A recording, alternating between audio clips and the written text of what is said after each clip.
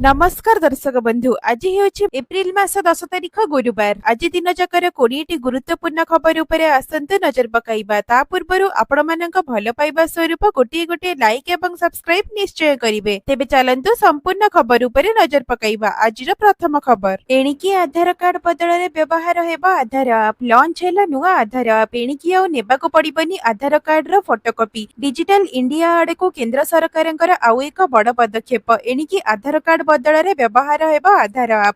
एही आप साहाय्य आधार कार्ड रो फोटोकॉपी नेबाको पडिबो नाही। आधार कार्ड मध्ये देखाइबाको पडिबो नाही। यूपीआई और क्यूआर कोड स्कैन करी समस्त सेवा पाई परिबे। आधार उपभोक्तांक तथ्य सुरक्षित रहिबा सह ठकेई ह्रास हेबो। एआई चैट जीपीटी रे फेक आधार कार्ड हेउथिबारु फेस ऐप एहाको रोकिबो। एनै सूचना देइछन्ती केंद्र आईटी मंत्री अश्विनी वैष्णव। एही ऐप फेस आईडी व्यवहार करी व्यक्तिंक परिचय जांच करिबो। एआई चैट जीपीटी रे फेक आधार कार्ड हेउथिबारु एही फेस ऐप एहाको रोकी परिबो। परवर्ती खबर कमिला रेपो रेट कम सुधरे ग्राहकंक मिलिबो ऋण। लगातार द्वितीय थर पई रेपो रेट ह्रास करिछि आरबीआई। साधारण लोकंक पई आश्वस्तिकर पदक्षेप नेइछि भारतीय reserve bank. RBI repo rate रे 0.25 बेसिस पॉइंट ह्रास करिछि। वर्तमान रेपो रेट 6.25% रु ह्रास होई 6% रे पहुंचिछि। आरबीआई रो मुद्रा नीति समितिर 3 दिनिया बैठक पर एही निष्पत्ति निया जाइछि। रेपो रेट ह्रास पाइबा सीधा सड़क प्रभाव आपणक लोन उपरे पड़िबो। Home loan, personal loan, car loan EMI सस्ता हेबो, जहा फଳରେ ग्राहकंक मध्य कम सुध देबाको पड़िबो। एहा पूर्वरु गत फेब्रुआरी मासरे भी रेपो रेट ह्रास करिथिला आरबीआई। सेतेबेले रेपो रेट 6.50% रहिथिला। एहा ह्रास पाई 6.25% होइथिला। एबे पुणी 0.25% ह्रास पाइथिबारु 6% बेसिस पॉइंट रे रहिछि। परवर्ती खबर 11 रु बंटा हेबा आयुष्मान कार्ड। एथिपई जनसेवा केंद्र टंका मागिले नियाजिब कड़ा कार्यानुष्ठान। आसंता 11 तारिख रे आयुष्मान भारत प्रधानमंत्री जन आरोग्य योजना एवं गोपबंधु जन आरोग्य योजना हेब शुभारंभ। राज्यव्यापी एही कार्यक्रम कराजिब। एही अवसर रे भुवनेश्वर महानिगम पक्षरु मध्य आयुष्मान भारत प्रधानमंत्री जन आरोग्य योजना एवं गोपबंधु जन आरोग्य योजनार शुभारंभ हेब। एथिपई मंगलवार मेयर सुलोचना दास को अध्यक्षता रे एक प्रस्तुति बैठक बीएमसी मुख्यालय रे अनुष्ठित होईछि। कार्ड पई आधार लिंक करिबाको पड़िबो। जदि कोनोसी जनसेवा केंद्र एथिपई टंका दाबी करंती ताहेले कड़ा कार्यानुष्ठान नेबाको चेतावनी देइछन्ती मेयर। परवर्ती खबर बढ़िला राशन कार्ड सहित आधार लिंक रो समय सीमा। राशन कार्ड अपडेट पई राज्यव्यापी लोके चिंतारे रहितिबा बेले सेथिरु सामान्य पुणी थरे आश्वस्ति मिलिछि। कारण पूर्वरु अपडेट लागि मार्च 30 तारिख धार्य होइतिबा बेले वर्तमान एहाको जून 30 को वृद्धि करा जाइछि। फଳରେ साधारण जनता को आश्वस्ति मिलिछि। उपभोक्ता को एबे राशन कार्ड रे आधार लिंक करिबा पई 3 मासर समय दिया जाइछि। केंद्रीय खाद्य सुरक्षा विभाग एक अधिसूचना रे कहिसंती एबे जून 30 तारिख जाय राशन कार्ड सहित आधार लिंक करा जाय परिबो।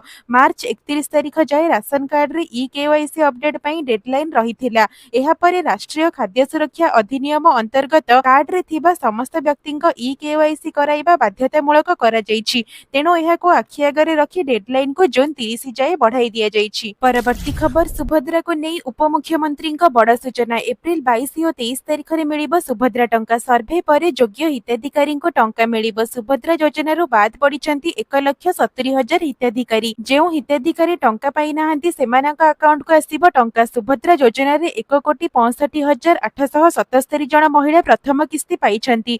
सेही बळी द्वितीय किस्ती पाइछंती 98,82,092 जन महिला। प्रथम किस्ती रे सरकार 5,032,93,85,000 टंका हिताधिकारी अकाउंट को पठाइथिबा बेले द्वितीय किस्ती रे 4,941,04,60,000 टंका पठाइछंती। जेउ हिताधिकारी माने एथिरु बाद पडिछंती सेमानका अकाउंट को एप्रिल 22 और 23 तारिख रे सुभद्रा तृतीय किस्ती सह सबु टंका आसीबो बोली उपमुख्यमंत्री प्रभाती परिडा कहिछंती। परवर्ती खबर ओडिशा पई हेबो 30,000 कोटी निवेश। सृष्टि हेबो 48,000 रु अधिक नियुक्ति। ओडिशा पई 30,595 कोटी टंकार निवेश प्रस्ताव सृष्टि हेबाकु जाउछि। एथि सह सृष्टि हेबो 48,390 नियुक्ति। ए नै दिल्ली रे निवेशकंक सह आलोचना करिसंती मुख्यमंत्री मोहन माझी। एचसीएल टेक कंपनी को भुवनेश्वर रे ब्रांच खोलिबाकु प्रस्ताव देइछंती ओडिशा सरकार। ओडिशा रे एचसीएल विश्वविद्यालय निर्माण करिबाकु मध्ये प्रस्ताव दिया जाइछि। 11 टी कंपनी सह 27,595 कोटी टंकार निवेश पई एएमओयू होइथिबा बेले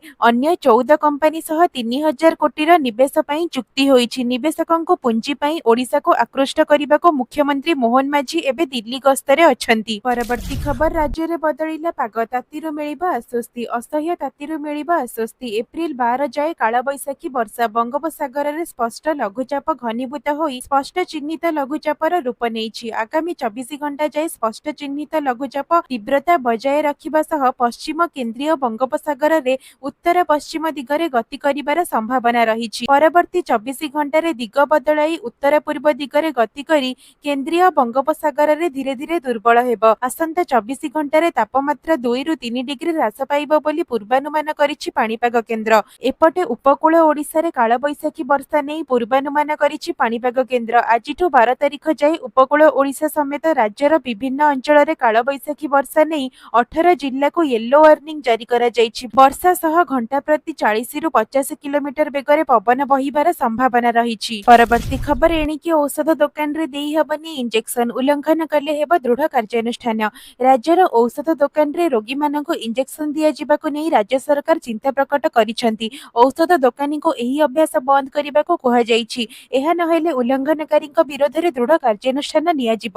ଏ ନେଇ ସ୍ୱାସ୍ଥ୍ୟ ବିଭାଗରୁ ସମସ୍ତ ସିଡିଏମଙ୍କୁ ଚିଠି କରାଯାଇଛି। ଚିଠିରେ କୁହାଯାଇଛି, ଅଣତାଲିମ ପ୍ରାପ୍ତ ଓ ନନ୍ ପ୍ରାକ୍ଟିସନର ମାନେ ରୋଗୀଙ୍କୁ ଇଞ୍ଜେକ୍ସନ ଫୋଡୁଥିବା ନେଇ ବିଭିନ୍ନ ଅଞ୍ଚଳରୁ ଅଭିଯୋଗ ଆସୁଛି। ଏହି କାରଣରୁ କିଛି ମାମଲାରେ ରୋଗୀଙ୍କ ଠାରେ ପାର୍ଶ୍ୱ ପ୍ରତିକ୍ରିୟା ଦେଖିବାକୁ ମିଳିଥିବା ବେଳେ କିଛି ସ୍ଥାନରେ ରୋଗୀର ମୃତ୍ୟୁ ହୋଇଥିବା ଅଭିଯୋଗ ହୋଇଛି। ଏଭଳି ସ୍ଥିତି ରୋକିବାକୁ ତାଲିମପ୍ରାପ୍ତ ସ୍ୱାସ୍ଥ୍ୟକର୍ମୀ ଓ ଆବଶ୍ୟକ ମେଡିକାଲ ସୁବିଧା ଥିବା ସ୍ଥାନରେ ହିଁ ଇଞ୍ଜେକ୍ସନ ଦିଆଯିବା ଉଚିତ।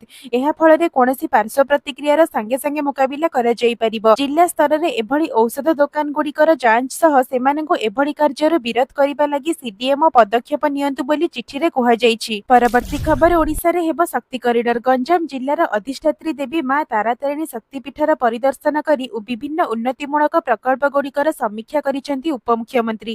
ଏହି ସମୟରେ ତାଙ୍କ ସହିତ ଉପସ୍ଥିତ ଥିଲେ ଆଇନ ମନ୍ତ୍ରୀ ପୃଥ୍ୱୀରାଜ ହରିଚନ୍ଦନ। ଏହି ସମ୍ପର୍କରେ ଉପମୁଖ୍ୟମନ୍ତ୍ରୀ ପୋଷ୍ଟ କରି ଲେଖିଛନ୍ତି ଯେ ଗଞ୍ଜାମର ଅଧିଷ୍ଠାତ୍ରୀ ଦେବୀ ମା ତାରାତାରିଣୀ ଶକ୍ତିପୀଠ ଗସ୍ତ କରି ବିଭିନ୍ନ ଉନ୍ନତିମୂଳକ କାର୍ଯ୍ୟର ସମୀକ୍ଷା କରିଛି। ରାଜ୍ୟବାସୀଙ୍କ ଧାର୍ମିକ, ଆଧ୍ୟାତ୍ମିକ, ସାମାଜିକ ଓ ସାଂସ୍କୃତିକ ଭାବାବେଗ ସହ ଯୋଡ଼ି ହୋଇ ରହିଥିବା ଏହି ମନ୍ଦିର ରାଜ୍ୟ ପର୍ଯ୍ୟଟନର ଏକ ପ୍ରମୁଖ ସ୍ଥଳୀ।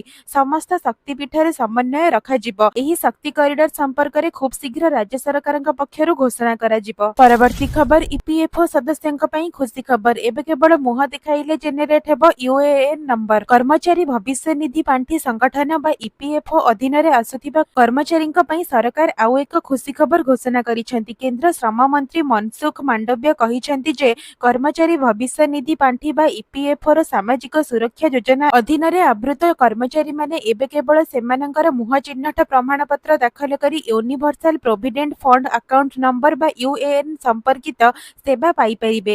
କେନ୍ଦ୍ରମନ୍ତ୍ରୀ ଆହୁରି ମଧ୍ୟ କହିଛନ୍ତି ଯେ ଏବେ କର୍ମଚାରୀମାନେ ଉମଙ୍ଗ ମୋବାଇଲ ଆପ୍ ମାଧ୍ୟମରେ ଆଧାର ଫେସ୍ ଅଥେଣ୍ଟିକେସନ ଟେକ୍ନୋଲୋଜି ବ୍ୟବହାର କରି ସିଧାସଳଖ ୟୁଏଏନ୍ ତିଆରି କରିପାରିବେ। ପରବର୍ତ୍ତୀ ଖବର ଭୀଷଣ ଖରା ଯୋଗୁଁ କମିଲା ସମୟ ସୀମା, ସ୍କୁଲରେ 10:30 ଯାଏ ରହିବେ ଶିକ୍ଷକ। ଦିନ 12ଟା ଯାଏ ସ୍କୁଲରେ ଶିକ୍ଷକମାନେ ରହିବେ ବୋଲି ପୂର୍ବରୁ ଚିଠି ହୋଇଥିବା ବେଳେ ବର୍ତ୍ତମାନ ଏହାକୁ ପରିବର୍ତ୍ତନ କରାଯାଇ ସକାଳ 10ଟା ଯାଏ ରହିବେ ବୋଲି ଖୋର୍ଦ୍ଧା ଜିଲ୍ଲା ଶିକ୍ଷା ଅଧିକାରୀ ବା ଡିଇଓଙ୍କ ପକ୍ଷରୁ ସ୍କୁଲଗୁଡ଼ିକୁ ଚିଠି ଦିଆଯାଇଛି।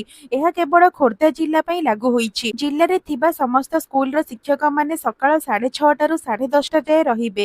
ଆଗରୁ ସ୍କୁଲରେ 12:30 ଯାଏ ରହିବାକୁ ଜିଲ୍ଲା ଶିକ୍ଷା ଅଧିକାରୀ ବା ଡିଇଓଙ୍କ ପକ୍ଷରୁ ଚିଠି ହୋଇଥିଲା। ତେବେ ଏହାକୁ ବିରୋଧ କରି ଶିକ୍ଷକମାନେ ସମୟ ସୀମା କମାଇବାକୁ ଦାବି କରିଥିଲେ। ଏହାକୁ ବିଚାର କରି ଡିଇଓଙ୍କ ପକ୍ଷରୁ ଶିକ୍ଷକଙ୍କୁ କାର୍ଯ୍ୟ ସମୟକୁ ହ୍ରାସ କରାଯାଇଛି। ଗ୍ରୀଷ୍ମ ପ୍ରବାହକୁ ଦୃଷ୍ଟିରେ ରଖି ରାଜ୍ୟ ସରକାର ସକାଳୁଆ ସ୍କୁଲ ଆରମ୍ଭ କରିଛନ୍ତି। ପରବର୍ତ୍ତୀ ଖବର ଆସିଲା ନୂଆ ପେଟ୍ରୋଲ ଦର, ଟାଙ୍କି ଭରିବା ପୂର୍ବରୁ ଜାଣନ୍ତୁ ଆଜିର ଦର। ଯଦି ଆପଣ ଗାଡ଼ିରେ ତେଲ ପକାଇବାକୁ ଯାଉଛନ୍ତି ତେବେ ଟାଙ୍କି ଭରିବା ପୂର୍ବରୁ ଜାଣନ୍ତୁ ଆଜିର ନୂଆ ଦର। କାରଣ ସାରା ଦେଶରେ ପେଟ୍ରୋଲ ଏବଂ ଡିଜେଲର ନୂତନ ମୂଲ୍ୟ ପ୍ରକାଶ ପାଇଛି। ଅଶୋଧିତ ତୈଳର ଆନ୍ତର୍ଜାତୀୟ ମୂଲ୍ୟ ଅନୁଯାୟୀ ଭାରତରେ ଇନ୍ଧନର ମୂଲ୍ୟ ସ୍ଥିର ହୋଇଛି। ଦେଶର କିଛି ସ୍ଥାନରେ ତୈଳ ଦର ସ୍ଥିର ରହିଥିବା ବେଳେ ଅନ୍ୟ କିଛି ସ୍ଥାନରେ ତୈଳ ଦରରେ ପରିବର୍ତ୍ତନ ହୋଇଛି। ଭୁବନେଶ୍ୱରରେ ପେଟ୍ରୋଲ ଦରରେ ମଧ୍ୟ ନୂଆ ଦର ଜାରି ହୋଇଛି। ଭୁବନେଶ୍ୱରରେ ଆଜି ପେଟ୍ରୋଲ ଦର 100 ଟଙ୍କା 93 ପଇସା ରହିଥିବା ବେଳେ ଡିଜେଲ ଦାମ ପ୍ରତି ଲିଟର ପିଛା 92 ଟଙ୍କା 51 ପଇସା ରହିଛି। ଏପରିକି ଦେଶର ପ୍ରମୁଖ ସହରରେ ପେଟ୍ରୋଲ ଓ ଡିଜେଲର ଦର ଅପରିବର୍ତ୍ତିତ ରହିଛି। ପରବର୍ତ୍ତୀ ଖବର ଚଳିତ ମାସ ଶେଷ ସୁଦ୍ଧା ଶ୍ରୀଜୀଉଙ୍କର ହେବ ଧାଡି ଦର୍ଶନ ବ୍ୟବସ୍ଥା।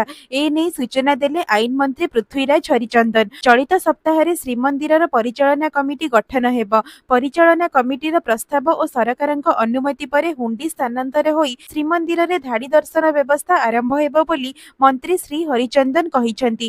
ଆଇନ ମନ୍ତ୍ରୀଙ୍କର ଏହି ଘୋଷଣା ପରେ ଜଗନ୍ନାଥ ପ୍ରେମୀଙ୍କ ମଧ୍ୟରେ ଉତ୍ସାହ ଦେଖାଦେଇଛି। ବିଭିନ୍ନ କାରଣରୁ ପୂର୍ବରୁ 4 ଥର ଧାଡି ଦର୍ଶନ ବ୍ୟବସ୍ଥା ସ୍ଥଗିତ ରଖାଯାଇଥିଲା। ବର୍ତ୍ତମାନ ଏପ୍ରିଲ ମାସ ଶେଷ ସୁଦ୍ଧା ଶ୍ରୀଜୀଉଙ୍କ ଧାଡି ଦର୍ଶନ ବ୍ୟବସ୍ଥା ହେବ ବୋଲି ମନ୍ତ୍ରୀ କହିଛନ୍ତି।